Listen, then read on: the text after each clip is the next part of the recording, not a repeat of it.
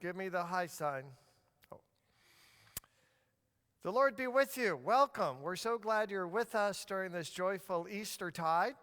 We are looking at the book of Ezekiel. So thank you for joining us. Hopefully you have access to the Bible study booklet, either electronically or perhaps you've downloaded it, have a hard copy. And you have your Bibles open to one of the three major prophets, right? Isaiah, Jeremiah, Ezekiel. Let's pray, shall we?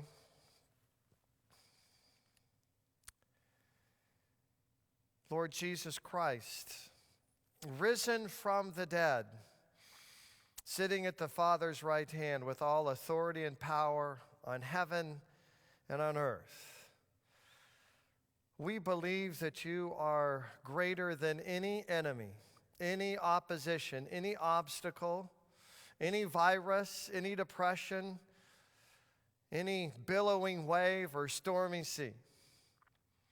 We thank you, Jesus, that your victory over death and the grave assures our victory.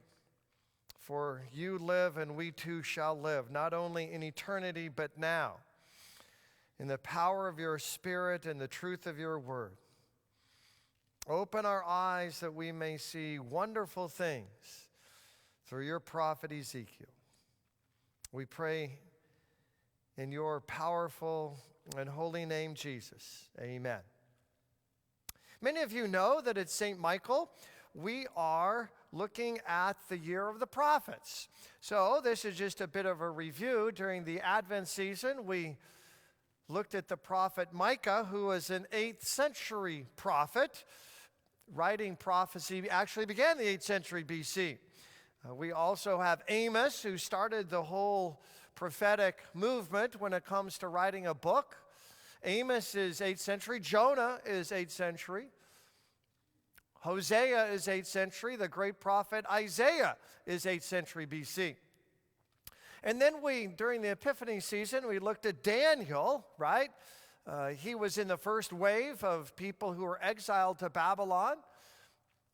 He lived in the late 7th century and 6th century BC. Then we just got finished, right, with a pretty detailed look at the prophet Zechariah. Zechariah was born in Babylon and then came back to the Promised Land. He lived in the 6th century BC. Micah would be 7 chapters, Daniel 12, Zechariah 14, and then we come to Ezekiel.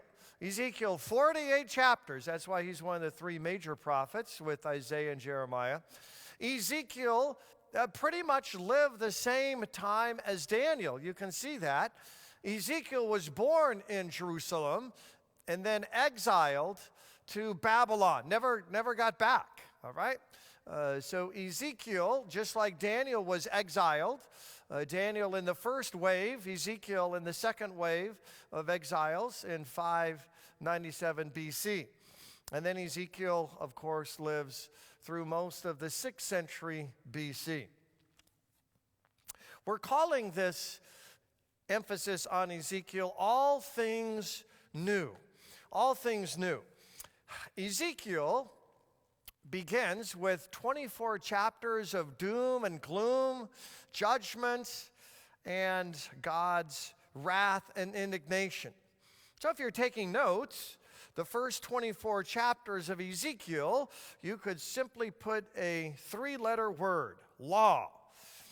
So then, in chapters 25 through 32, Ezekiel then speaks law to other nations, like Egypt and Tyre and Sidon and Moab and Ammon. So 25 through 32, law for the nations. And then beginning in chapter 33, he starts with this theme, all things new.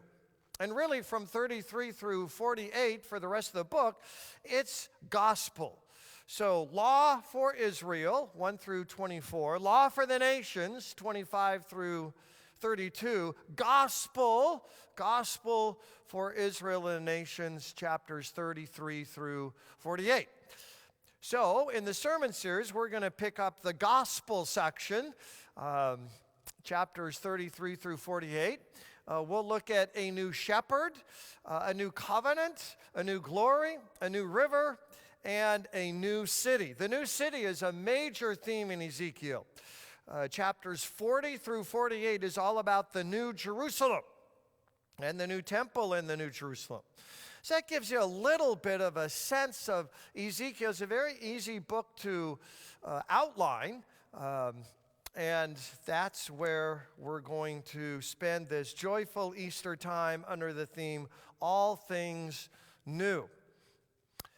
Well, probably most of you know something about Ezekiel, and if you don't know a lot, you certainly know about chapter 37, verses 1 through 14, the vision of the bones, the dry bones. Well, I couldn't think of any other vivid image in the Bible that depicts what we're going through than this one in chapter 37.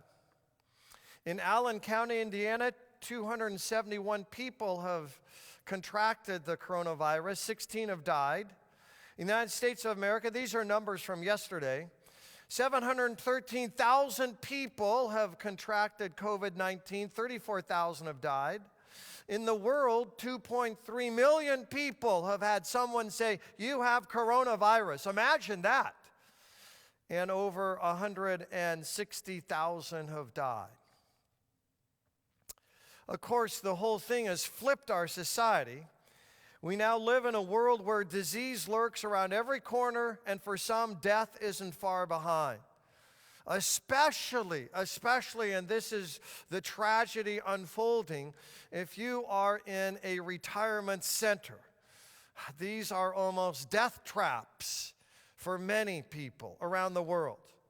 We're practicing self-quarantines and social isolation, resulting in major financial hardships for those who own and operate, especially small businesses, those who are in the travel industry, the food industry, right?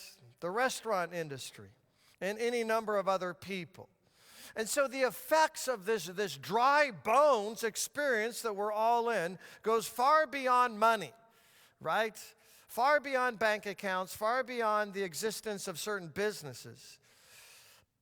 Personal is probably the most powerful, because when roles, relationships, income, daily rhythms are rearranged, it chews away at our self-worth.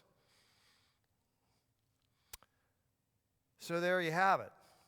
Ezekiel's dry bones, and this is experiencing the Babylonian exiles that Daniel went through, Ezekiel went through, and then the cataclysmic one in 587 BC was like living in a valley of death. And yet, look at Ezekiel chapter 37. 37 verse 10. And this vision stands at the center of the book of Ezekiel. 37 verse 10, and here's the best picture I could come up with, all right? But Ezekiel, there's Ezekiel the prophet, okay? He prophesies, and the Holy Spirit comes upon these dead bones, and they come to life very dramatically. And in chapter 37, verse 10, this is what the prophet says. So I prophesied as he commanded me, and the breath came into them, and they lived and stood on their feet, and just didn't stand on their feet, right? An exceedingly vast army. So look at, they've got their shields and their swords and their spears. And God not only calls us to life in the middle of the valley of bones, right? Not so we can just stumble through life and eke our way through life and hold on to life. No, we're an army, an army. And the vision, of course, is going to put skin, right, on the bones. So finally, the army is fully alive. Well, that's quite a vision for us during these days. We invite questions. We welcome all questions. You can either enter them in the chat, or you can text Pastor Sean and I'll slowly give you his phone number. Also, if you need a low-interest loan, Pastor Sean is very welcoming with those. He got a large payback from the federal government, and he started his own small business loan company. 314-800-8419. You can text him. You can enter questions in on the chat or text Pastor Sean, 314-800-8419, or email him, Pastor Davis at stmfw.org. Pastor Davis at St. Michael, Fort Wayne, stmfw.org. So we welcome questions. We want questions. We want some interaction if you are so disposed. Let's look then at your booklet, page 2. First point, in the book of Ezekiel, we meet a priest. A priest. I've made this comment now several times as we were studying Zechariah. Zechariah was a priest turned prophet. Certainly, Jeremiah is a person who was among the priests in Anathoth. By the way, we'll look at Jeremiah all summer long, but that's Jeremiah chapter 1, verse 1. So Jeremiah is a prophet who has a priestly connection. Just like Zechariah, people believe Joel would be someone who had a priestly connection. But it's really in the book of Ezekiel that we see major priestly ideas. What do I mean by priestly ideas? Well, a good example would be chapters 40 to 48. Where he sees the New Jerusalem pictured as a perfect cube, which would be, of course, an expanded version of the Holy of Holies. We will see images and words and phrases from the book of Leviticus, which is the primary priestly book in the Old Testament, throughout the book of Ezekiel. So Ezekiel is a priest turned prophet. And you can see this in your booklet. He's deported, as I said already, in 597 BC, along with King Jehoiachin. And 5 years into the exile, when he would have begun his duties as a priest at age 30. So you see that. Turn to Numbers chapter 4. Numbers chapter 4. Numbers really 1 through 10 has a lot of priestly, Levitical texts, images, rubrics, commandments, rules, regulations. So as you look at Numbers, the first 10 chapters, it's just saturated with these Levitical priestly ideas. So in Numbers chapter 4, verse 3, this is what it says. It says, from 30 years old up to 50 years old, all who can come, these would be what? People who are of the sons of Kohath, from among the sons of Levi. You can see that in chapter 4, verse 2. But it would be these Levites, right, from the house of Kohath, who begin their ministry at 30, and then they retire when they're 50. Not bad, 20 years, you get a pension, right? So you go from 30 to 50. So Ezekiel is called when he's 30 years old. See, Jeremiah is called when he's just a child. Okay, Jeremiah chapter 1, verse 5. So Ezekiel, though, is called as a prophet the same year he would be a priest. And he not only lives through the collapse, here I'm looking at the booklet, of Judah, but also the undoing of the larger ancient Near Eastern world as he witnesses Assyria's downfall and Babylon's rise. Second point, Ezekiel's the last pre-exilic prophet, the first post-exilic prophet. What do I mean by that? Pre-exilic would be those who prophesied and lived before 587 BC, right? And then post-exilic would be after 587 BC. Like Zechariah is a post-exilic prophet, right? He prophesies completely after the exile. So does Malachi. So does Haggai. Pretty much everybody else, though, would be pre-exilic, like who? Micah, Isaiah, Jonah, Amos, Zephaniah, Nahum, Habakkuk, Obadiah, etc. Certainly, Daniel is pre and post, right? Along with Ezekiel, along with Jeremiah. So there are several of these prophets who live before, during, and after, right? 587 BC, and document those events. So what you have in that paragraph would be the fact that Ezekiel is going to sound a lot like a pre-exilic prophet. That is doom and gloom, right? Judgment and wrath, chapters 1 through 24. The law section of the book. But he's also going to sound a lot like a post-exilic prophet. And what do I mean by that? Okay, this would be at the bottom of that paragraph. He has bizarre images, angelic intermediators, numerology, apocalyptic visions, like Daniel. So you remember Daniel in the Epiphany season. Daniel has these visions, right? And Gabriel comes to interpret Jeremiah for Daniel in Daniel chapter 9.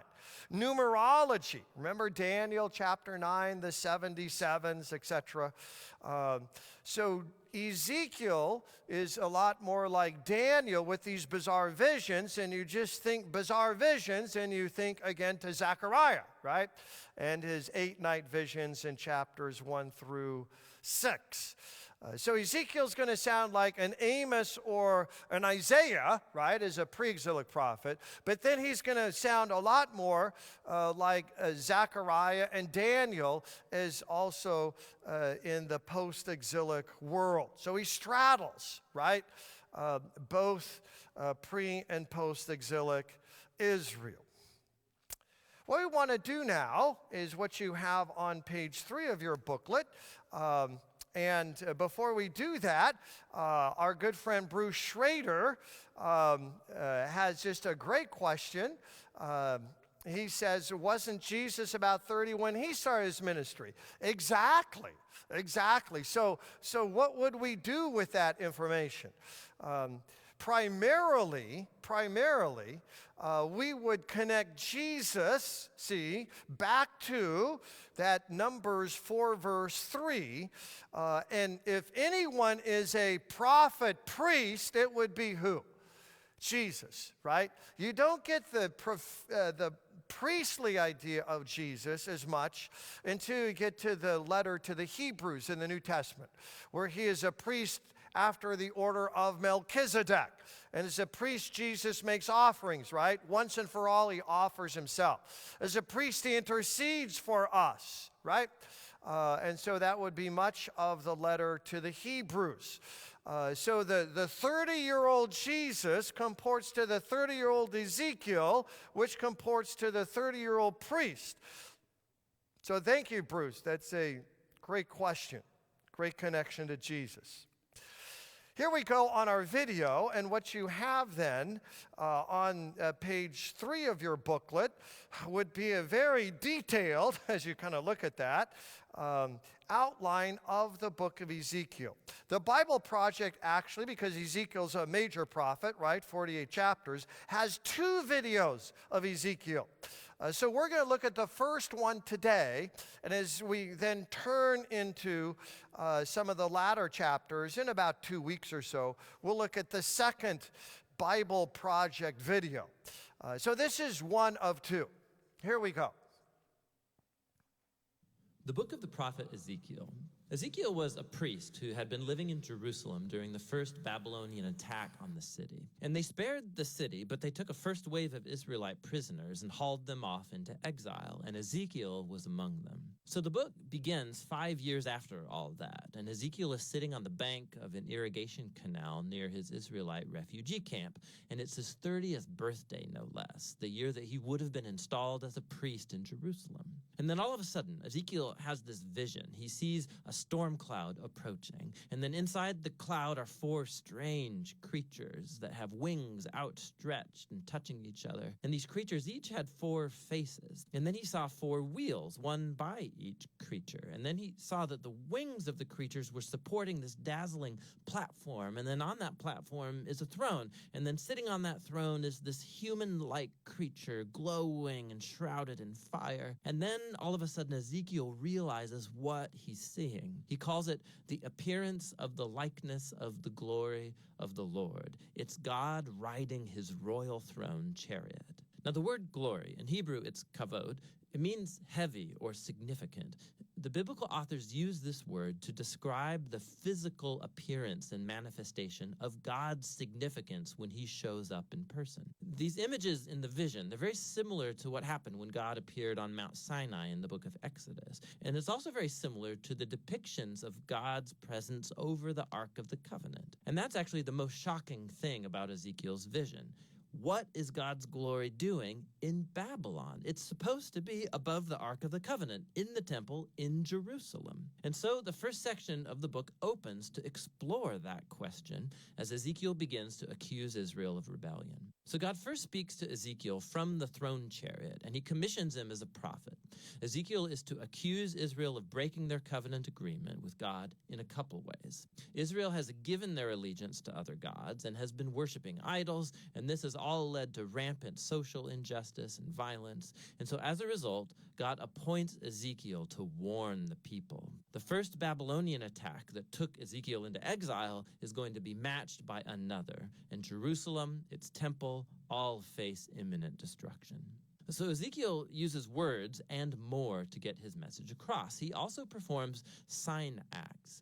These were a form of street theater. Ezekiel would go out in public and start behaving in these really bizarre ways that were like parables of his prophetic message. So he was supposed to build a tiny model of Jerusalem and then stage an attack on it. Or he was to shave off all of his hair and then chop it up with a sword. Or the most extreme, he was to play the role of the scapegoat on the Day of Atonement. And he would lay on his side for over a year, eating food cooked over poop as a sign of the nasty food that people will have to eat during the siege of Jerusalem. And perhaps the most disheartening thing of all is the bad news God gave Ezekiel that no one was going to listen to him. Israel would reject him because of their rebellious and hard heart. And this recalls Moses' description of the people after the wilderness rebellions, when he predicted that exile would one day happen, and Ezekiel had the unfortunate privilege of seeing it all come to pass. And so a dismayed Ezekiel, he begins to perform his task. And after about a year, he has another vision. This one is about the temple. He goes on this virtual tour of the temple, and he sees what's happening there in his absence, and it is not good. In the outer courtyard in front of the temple, he sees this large idol statue. And then he sees the elders of Israel worshiping other gods, both outside and inside the temple. And then he sees the women of Israel. They're worshiping a Babylonian god named Tammuz. And the vision ends with God's glorious throne chariot moving up and away from the temple. It's leaving, going east, headed towards Babylon. And so in chapter 11, we come to see why and how God's glory appeared to Ezekiel there in Babylon. Israel's idolatry and their covenant violations, it's become so blatant and offensive that God has left his temple. They've driven him away, and he consigns it to destruction.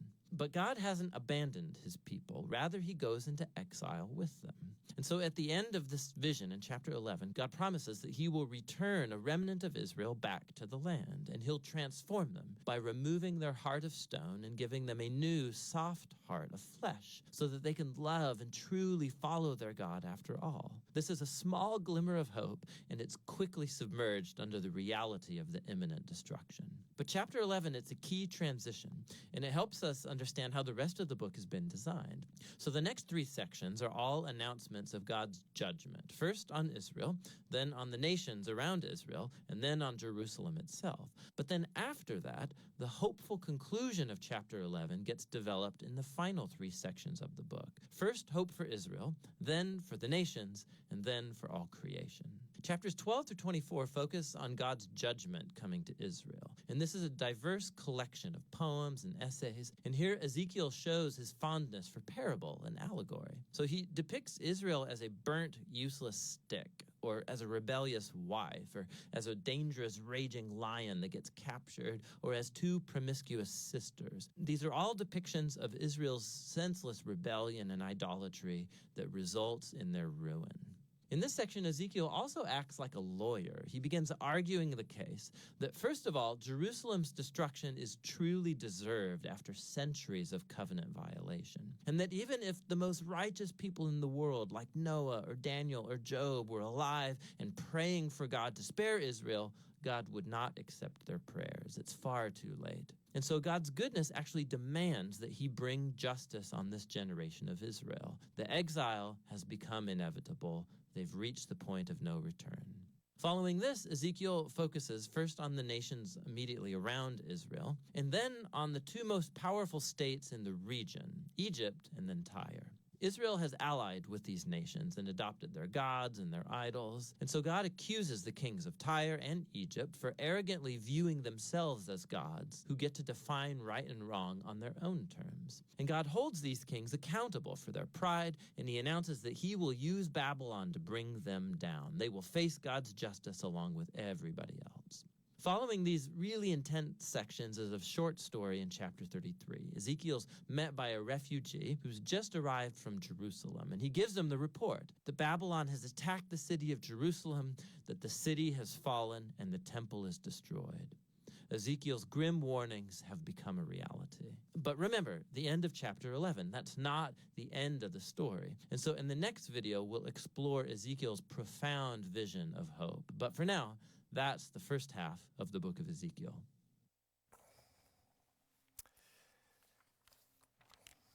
And there you've got it in terms of what we looked at. Quite a interesting person, this Ezekiel, right? Especially these prophetic sign acts that we'll look at a little bit more in some detail. Before we do that, though, Brian North has asked a question: were the prophets tasked with trying to save their neighbors' enemies, or solely focused on the Israelites? After all, the covenant was only between Yahweh and Israel. Isn't that a great question? So were the prophets only trying to save Israel, Judah, or were they also making a claim about the nations? The best text to answer that would be in Jeremiah chapter 1, verse 10. And what's true for Jeremiah then would be true for almost all of the prophets. I'll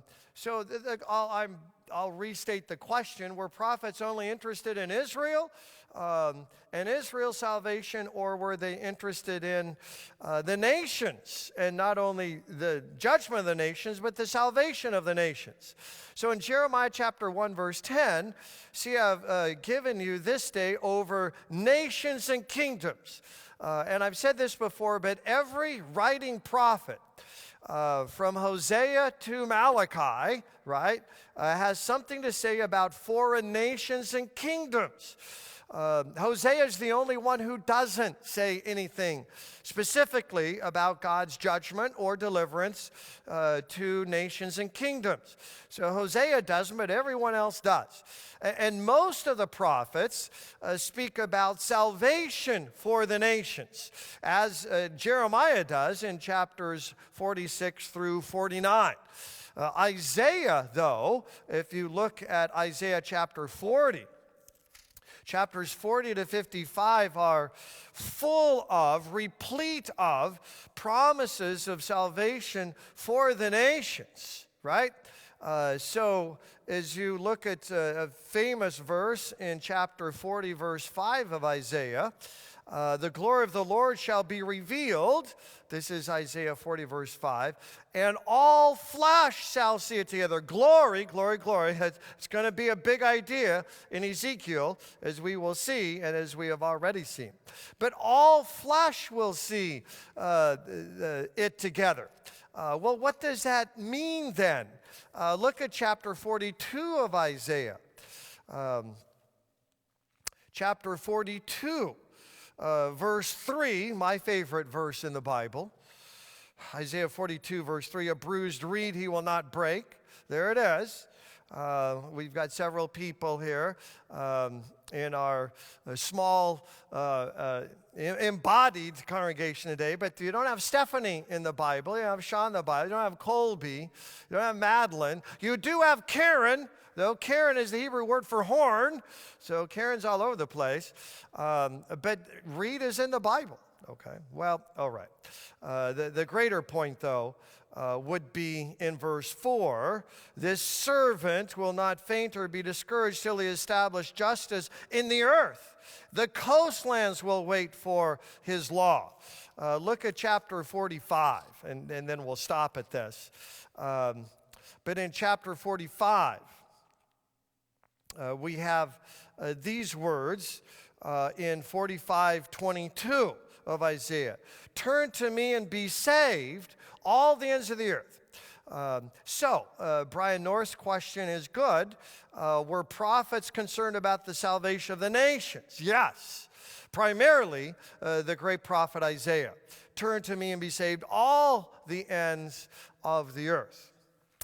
Well, let's then go ahead and get a sense of these vivid, bizarre actions that Ezekiel is going to do, and he does it, as the video said, because people aren't listening. So when people aren't listening, what do? Right? You raise your voice. You give them a scowl, right? You stomp out of the room. You slam the door. You do something probably that's going to be visual and not audio, because the audio isn't working, right? So you go visual. And Ezekiel isn't the first prophet to do this. Hosea does this, right? He marries a prostitute, Gomer. Jeremiah does this, that is to say, these prophetic sign acts. I'm going to do a prophetic sign act in my worship service today in my sermon, so be watching for that. Something visual, not just audio, all right? So Jeremiah does this. He buys a field, chapter 32. He walks around with holy underwear in chapter 13. And of course, Isaiah runs around barefoot and naked for 3 years, Isaiah 21 through 6. So prophets say, you're not listening. I'm going to do something that you will see then. And Ezekiel, unlike any of the prophets, does something very vivid. So the first one, of course, is he lays on his side for 40 days, and then on another side for 390 days. So left side 40 days, right side 390 days. And he's bound and he's in ropes. That's chapter 4 through 8. As our video said, he's bearing the sins of the people, right? So, you walk by and here's this guy for over a year, right? 390 days, he's lying on his right side. Now, that's a little bit bizarre, right? Well, that would get your attention. Yeah. Of course, in the next one, this is chapter 4, verses 9 through 17. He first of all is supposed to cook a meal, okay? And what he's using for the charcoal would be human dung. Now, that's a little repulsive, right? And so God says, okay, I'll give you a break. You can use cow dung. okay, to cook your meal. The point being here is that when the Babylonians come and destroy Jerusalem, eating experiences are going to be less than satisfactory. All right? So what is Ezekiel cooking up tonight? I don't want to know. All right? The next one, you saw he cuts off all his hair. All right? And his beard. And then he weighs it, and then the hair is then divided in three. Some will die of hunger, some will be killed, and some will be scattered. Well, that probably got people's attention, right?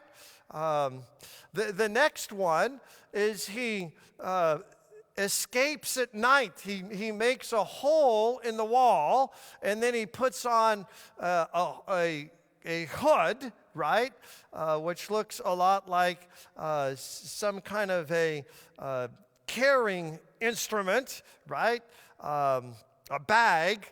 This is in chapter 12, 1 through 16. Well, Ezekiel, what are you doing putting a hole in the wall and walking around with a bag over your head?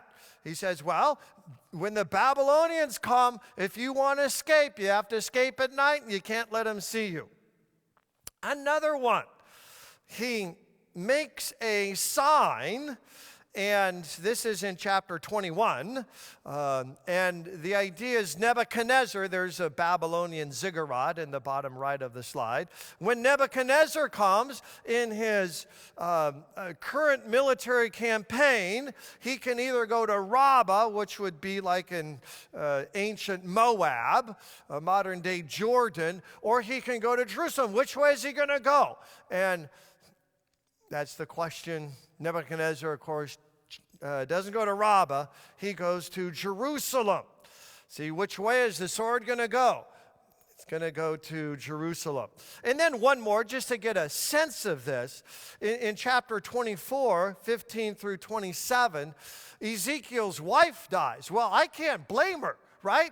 If you're married to a guy like this, right? Cutting off his hair and just laying around for a better part of a year and a half, right? Doing these freaky things at night. His choice of how he cooks his meals would be questionable. So finally his wife just says, I've had enough. I'm going to die. All right? Well, there she is, being taken out. And Ezekiel shows no grief. He's stunned, which happens to us when we have incredibly bad news happen. We're stunned. We're emotionally blank. We have nothing to say. Words aren't adequate to describe our pain. And that would be Ezekiel, chapter 24, 15 through 27.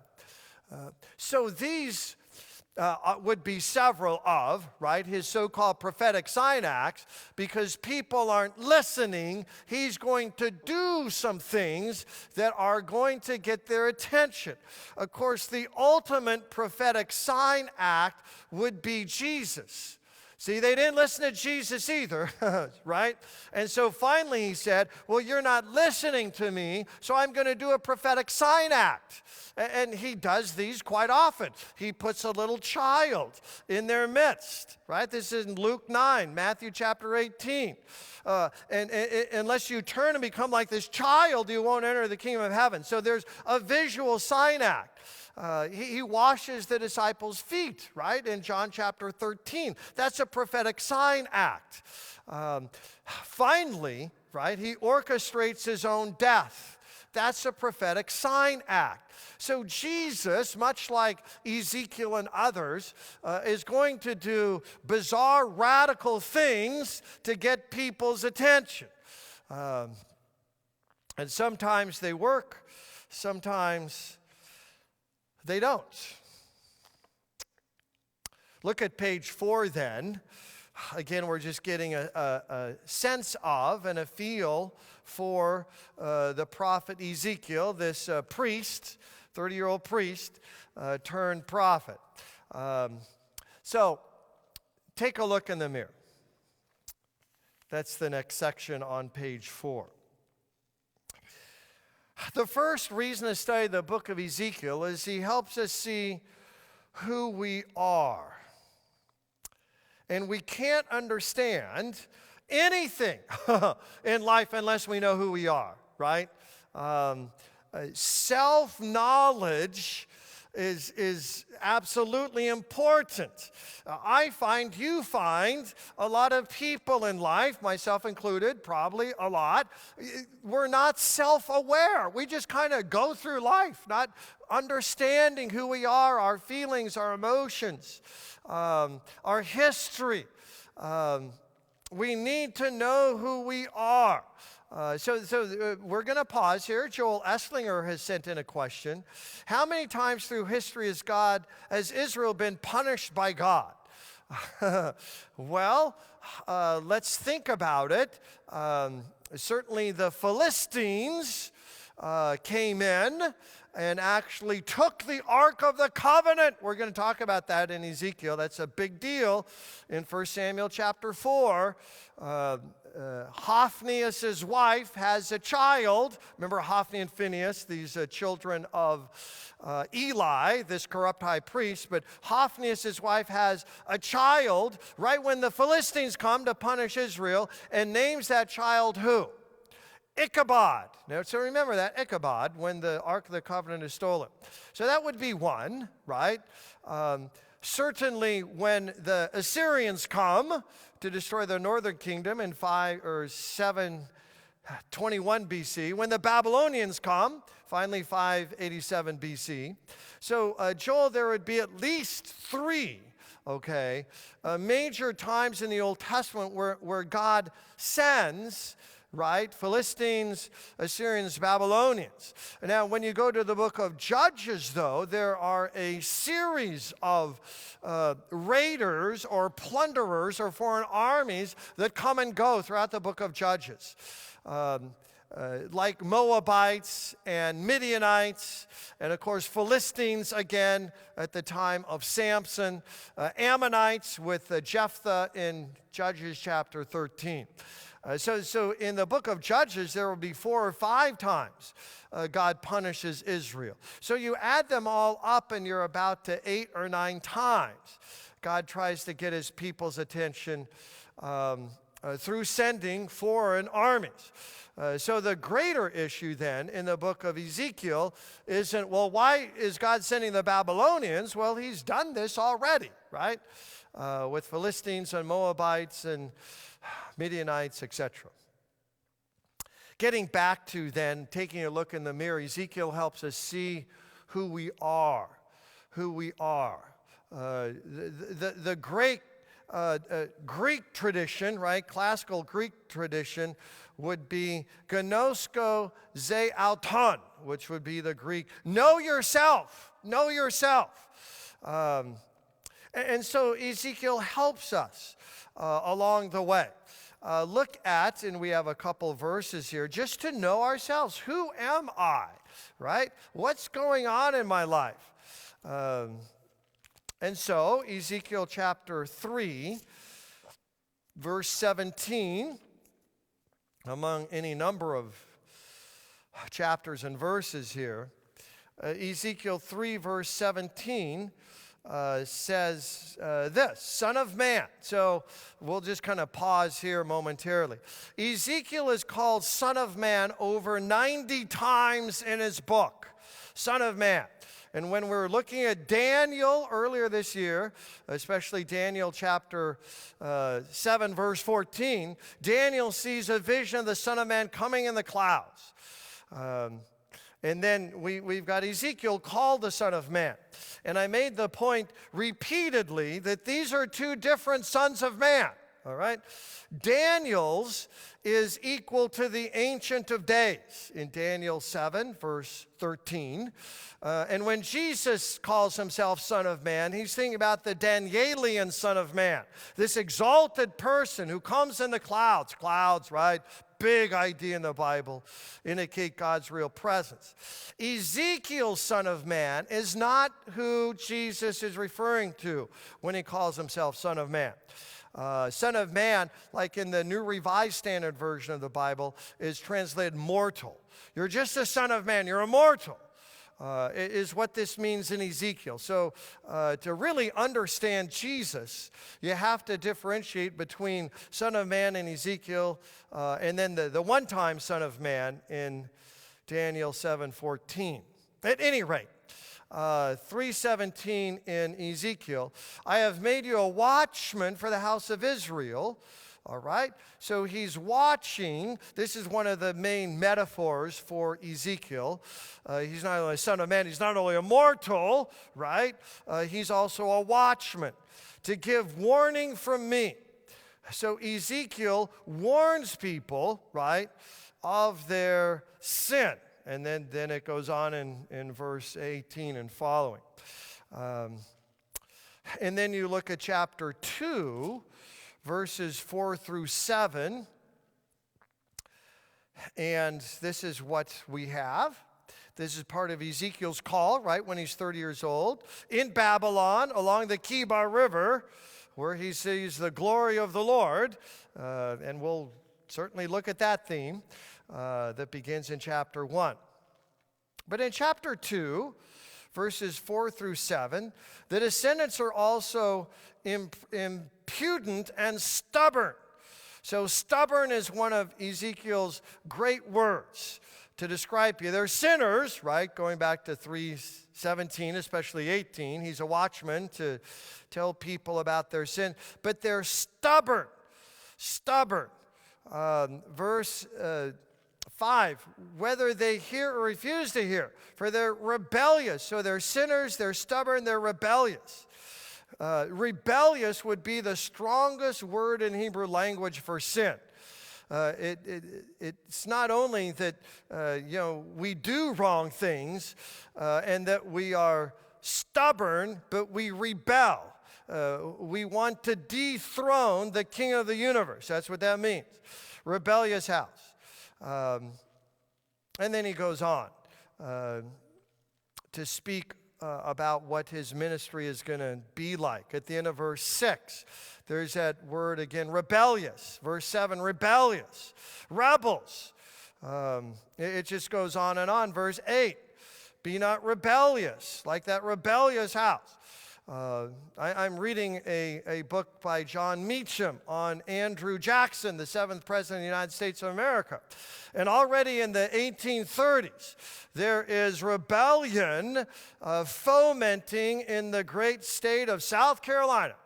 So if you wonder what rebellion looks like, it looks like the Confederacy, right, going to war with the Union.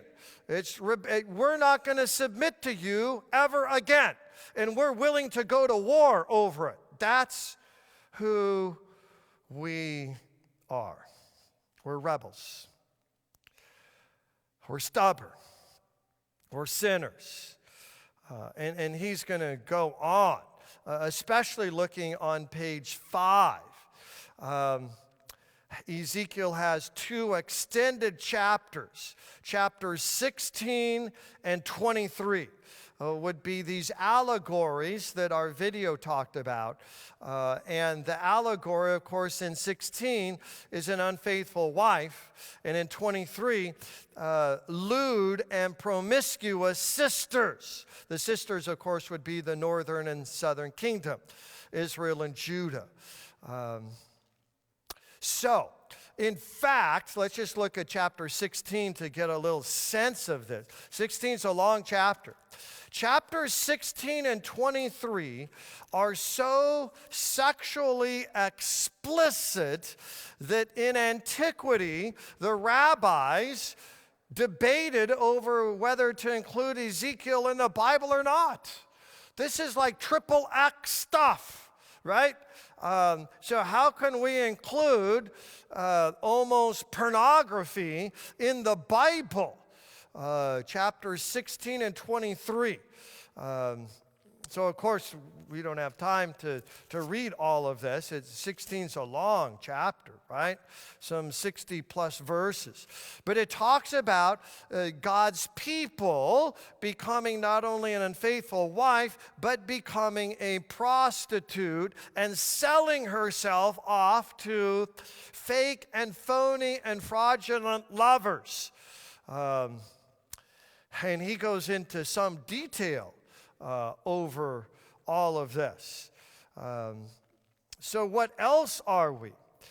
We are not only sinners and stubborn and rebels, but we are also unfaithful, prone to wonder, Lord, I feel it, prone to leave the God I love. So we take a look in the mirror. We are reminded who we are. And at the bottom of that paragraph on page 5, of course, as we've already highlighted, the fact that people don't want to listen to Ezekiel, so he resorts to what is often called street theater. That's really another way to understand these bizarre actions. It's street theater, right? Because people are so sinful, stubborn, rebellious, promiscuous, right? That they're not going to listen. So this is difficult as we take a look in the mirror. You can see that on page 5, first full paragraph. None of us likes to look in the mirror, see something wrong, right? Queen Victoria in the late 19th century England was famous for this. As Queen Victoria got older and older, what did she outlaw in the Queen's palace, in Buckingham Palace? What did she outlaw? Mirrors. No more mirrors. She didn't want to see herself getting old. No one wants to see themselves for what they really are. But we must start here, see, because we won't know who God is and what He's done unless we know who we are and what we have done, right? So Ezekiel's goal is to not leave us in this feeling of being sinful and stubborn or rebellious, promiscuous, right? But to take us beyond that, right? To forgiveness and mercy. So take a look at how all this is going to happen. Chapter 11, verse 19, the video did a great job of pointing this out. Already in chapter 11, which remember 1 through 24, gloom and doom, judgment and wrath, but even there we get a glimpse of grace and gospel. So 11 verse 19, and I'll preach a sermon on this. I will give them one heart and a new spirit, and I will put within them, I will remove the heart of stone from their flesh and give them a heart of flesh. So finally, because we are in such a sick condition, right? God needs to do not just open heart surgery, God needs to do heart transplant surgery. And this is one of the keys to the book, right? So then, this comes clearer in chapter 36, 26, which is where I'll be preaching in about 2 weeks. All things new, a new shepherd, a new covenant, a new heart, a new glory, a new river, a new city. So here's a new heart. That's finally who we are. We've received a heart transplant surgery. Just stunning that God has to go to that, degree to bring us life. So in chapter 36, verse 26, you see that, 36, 26, I will give you a new heart, a new spirit I'll put within you. I will remove the heart of stone from your flesh and give you a heart of flesh. So what we have promised in 11:19, right, in a section of great judgment, comes then in the section where there's new hope and new life, 36, 26. So we take a look in the mirror, and finally, I have a heart of stone. That's who I am. I'm cold-hearted. I'm unfeeling. I'm unable by myself to love anyone other than myself. And God says, well, I'm going to give you a new heart. So if you are in need of a new heart and the physician says, hey, I got a donor right now. Are you ready to get on the table? Why would you say, well, let me think about it? No, you'd let the doctor give you a new heart. But if there's a new heart, there needs to be a new heart donor. Well, who would that be? Stay tuned. We'll pick that up in a sermon in a couple weeks. So Ezekiel helps us over and over take a look in the mirror. Who we are, this difficult, but also God's gift primarily in the book, a new heart. We also study the book of Ezekiel to gain perspective on God's plan. All right? Ezekiel wants us to understand what God is doing. What is God doing? Well, you have a paragraph on that on page 6. Ezekiel prophesied, second sentence, in the decades before and after, right? We've established that. Jerusalem and the temple's destruction. This is the turning point of the book. This would be chapter 24. When his wife dies and he's speechless, that is then a portrayal of the fall of Jerusalem. It's so cataclysmic that we don't have words. You know that, so do I. Sometimes the pain is so deep, words aren't adequate. That's 24. And then, of course, we have the judgment of the nations in 25 through 32. And then, as the video said, 33 picks up the actual fall of Jerusalem. But God isn't done yet, right? The cataclysmic, evil, really, really bad events are not the last word, ever, right? The book ends with hope. Look at chapter 43, verse 7, last verse in that paragraph. So the glory of the Lord, right, appears to Ezekiel. We saw that in the video, chapter 1, by the Kibar River in Babylon. Throughout chapters 8, 9, 10, 11, the glory of the Lord is going to depart from the temple. God leaves his people, but then God comes back, all right? Gain perspective on what God is doing. This is what God is doing. All right? He's giving people hope. Hope when they have nothing that they see visually to hope in. So look at chapter 43, verse 7. He said to me, Son of man, there it is again, this is the place of my throne. This is the new temple, right? 40 to 48. Place of the soles of my feet, where I will dwell in the midst of the people of Israel forever, right? So what do we have here? In 43:1, the glory of the God of Israel is coming back. See, God's coming back. God's coming back, and he will dwell with his people forever. And where this rebuilt temple is, right, is where God is, chapters 40 to 48, the glory comes back. And then my favorite verse in the whole book, 47 verse 9. What's God doing? Judgment is penultimate. Grace and gospel and glory returning would be ultimate. God's final word. And this is the key to the whole book. In fact, this is the key to the whole Bible. This is the key to the Gospel of John, right? This verse. Jeremiah, Isaiah, Ezekiel 47:9. Once you have the rebuilt temple, right? Once God's glory that is departed, like Ichabod, remember, where is the glory? The glory's come back, chapter 43, 47:9.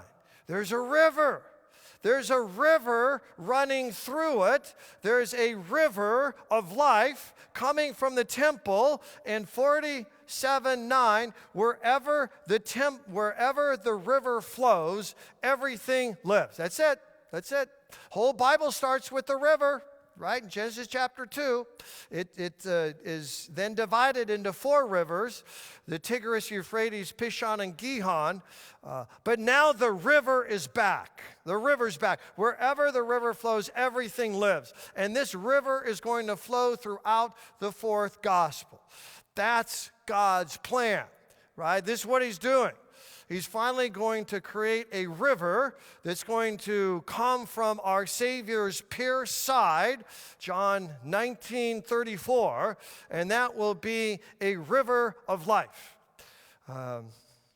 Well, we are at the end of our time today on Ezekiel. We'll pick it up on the bottom of page 6 next time as we overview this pretty much unknown but very hopeful and powerful prophet named Ezekiel. So thank you so much for joining. We will see you for all things new, even you, next Sunday at 9:30 Eastern Daylight Time.